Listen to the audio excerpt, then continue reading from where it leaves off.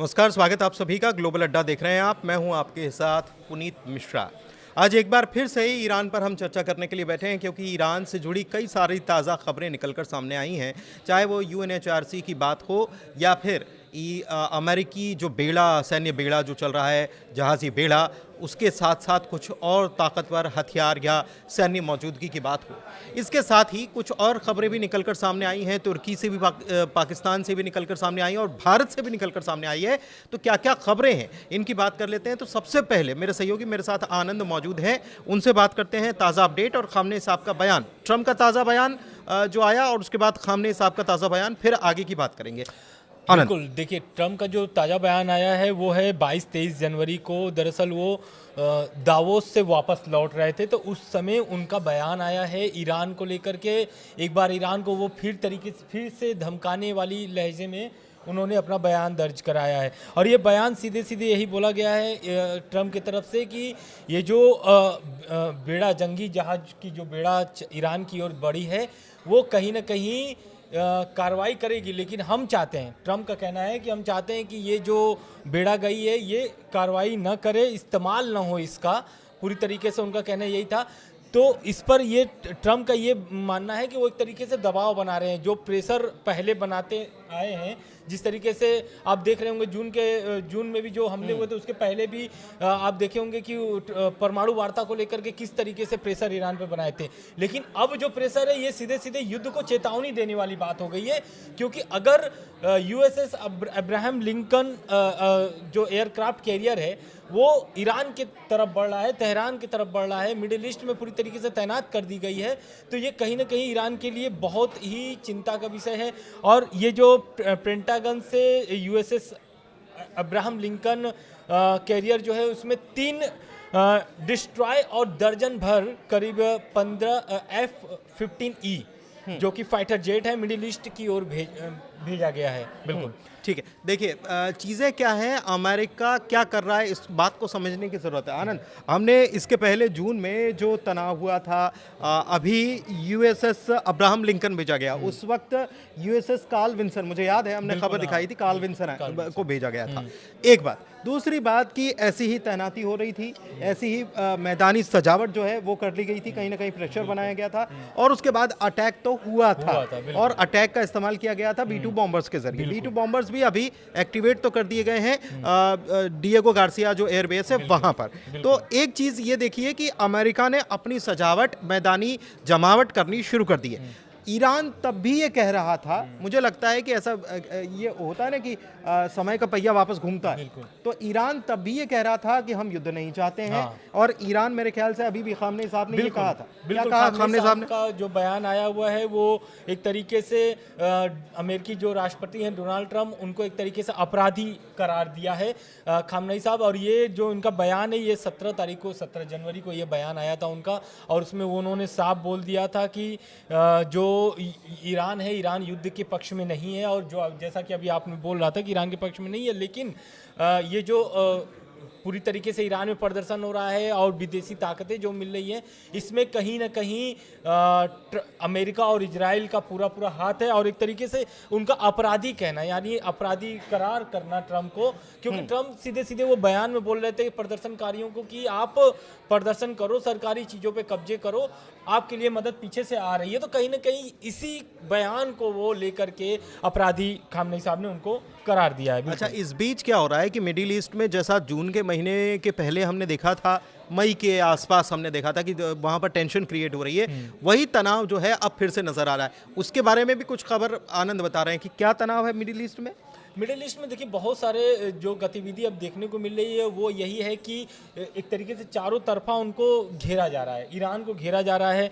दरअसल हुआ क्या है कि घेरने का बात ये भी है कि देखिए जो विदेशी और जो देश हैं उनके कार्रवाई से भी ईरान में और चिंता बढ़ा दी है। जैसे कि यूरोपीय जो एयरलाइन से फ्रांस है, जो वो बहुत सारे अपने एयरक्राफ्ट बंद कर दिए हैं। तो जैसे उसमें कि आप इसकी तरफ मतलब प्लेन्स नहीं जा रहे, प्लेन्स नहीं जाएंगे, दुबई की ओर कोई भी सेवा नहीं दिया जाएगा, हवाई सेवा जो है वो नहीं उड़ाने भरेंगी। वहीं नीदरलैंड की सरकार ने भी 3 देशों में उन्होंने इराक, ईरान और यूएई की तरफ, मतलब कि संयुक्त राष्ट्र सऊदी अरब की तरफ अपना एयरलाइंस जो था वो बंद कर चुके हैं। तो कहीं ना कहीं ये दबाव बनाने वाली राजनीति जो ट्रम्प कर रहे थे, अब बाकी देशों से भी कहीं ना कहीं मदद मिलने नहीं, लगी मदद है, और क्योंकि चिंता बड़ी बात ये है कि पैसेंजर्स वहाँ ट्रैवल नहीं हाँ। करवा रहे हैं, क्योंकि उनको इस बात का डर है कि वहाँ पर कभी भी तनाव की स्थिति हो सकती है। बिल्कुल।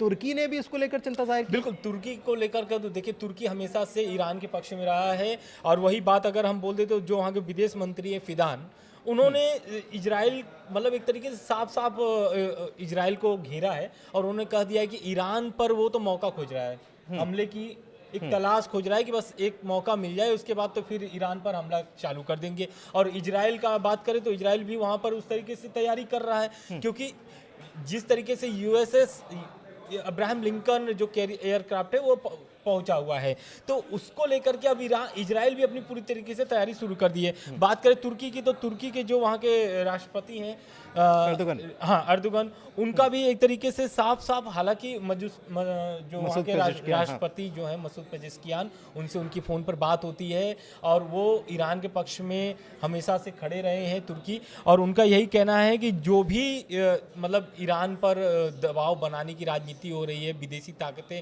या फिर अमेरिका और इजराइल जिस तरीके से दबाव बना रहे हैं, हालांकि ईरान जो है शांति और स्थिरता चाहता है। एक तरीके से वो ईरान के पक्ष में तुर्की शांति और स्थिरता चाहता है ईरान में।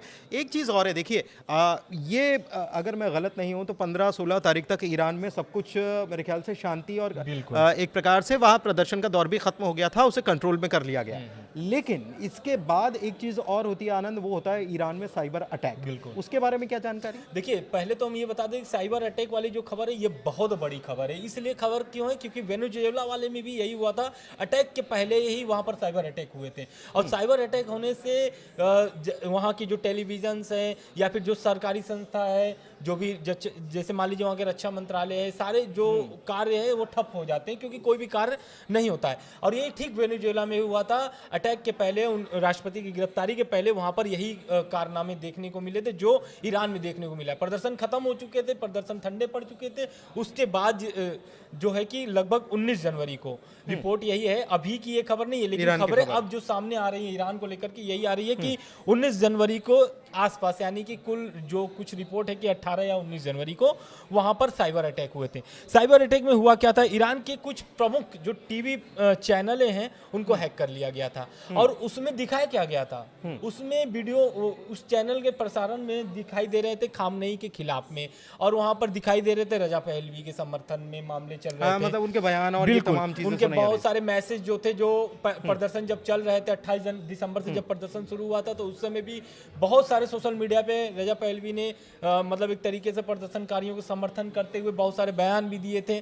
तो कुछ कुछ उस टाइप से वहां पर उस टीवी चैनलों में प्रसारण हुए। लेकिन इसके पहले भी इंटरनेट वहां पर तो बैन कर दिया गया था। बिल्कुल, इंटरनेट बंद कर दिया गया था। यही कारण था, क्योंकि जिस तरीके से साइबर अटैक हो रहे थे, बात अगर 28 जनवरी के करे तो पूर्ण इंटरनेट बंद हो गए थे। 28 जनवरी को ईरान में पूरी तरीके से इंटरनेट बंद कर दिए गए थे। पूरे ईरान में आप इंटरनेट नहीं पा रहे थे। लेकिन इसी दरमियान क्या होता है कि जो क्या बोलते हैं कि इंटरनेट बंद करने का कारण क्या था, प्रदर्शन तो था ही, दूसरा था हाईजैक। तो कुछ संस्थाएं जो थी वहां पर, जो उनके सरकारी, जैसे कि रक्षा मंत्रालय हो गया या फिर मान लीजिए कि एजुकेशन मंत्रालय हो गया, जितने भी उनके सरकारी मंत्रालय थे, उनके कुछ वेबसाइटें हैक कर ली गई थी। तो कहीं ना कहीं ये मामला सामने आने लगा कि धीरे धीरे कि ईरान पर जो है कि हमले के पहले वेनेजुएला वाला ही पूरा प्लान लगाया जा रहा है। अच्छा, एक चीज़ और है, इसमें एक दिलचस्प पहलू सामने आया है।